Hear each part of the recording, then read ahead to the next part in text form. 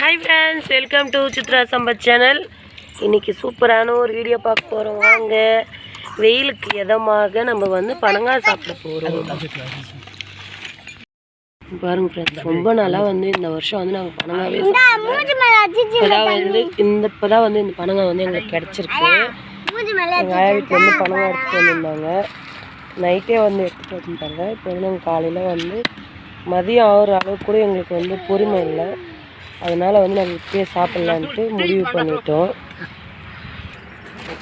பாருங்க ஃப்ரெண்ட்ஸ், காவியா நவரு அப்படின்னா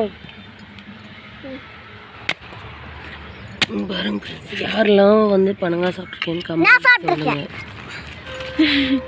பாருங்க காவியா சாப்பிட்ருக்கான். தட்டில் போட்டு நுங்கு எப்படி ஊட்டுவாங்க பாருங்க.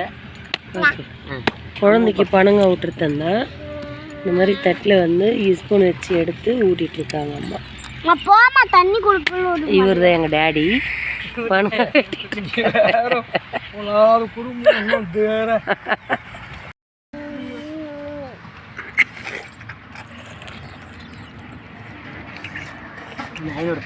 ஃப்ரெண்ட்ஸ், பனங்காய் வந்து இப்படி தான் சாப்பிடுவோம்.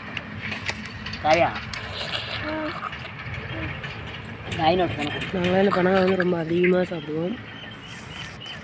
நீங்கள் எப்படி சாப்பிடுவீங்கன்னு சொல்லுங்கள். நான் பண்ணுறேங்க.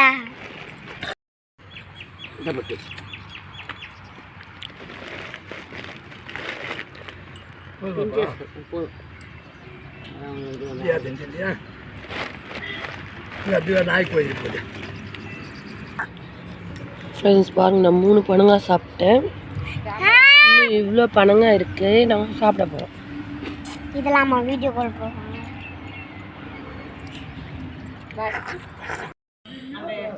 ஃப்ரெண்ட்ஸ் இங்கே பாருங்களேன், நான் வந்து இந்த பனங்காயிலேருந்து நுங்கு மாதிரி வந்து பேத்து எடுத்துட்டேன்.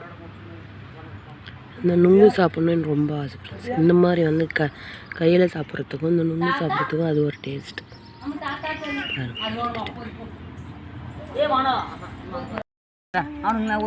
சூப்பராக நல்லா டேஸ்ட்டாக இருந்துச்சு பனங்காய்.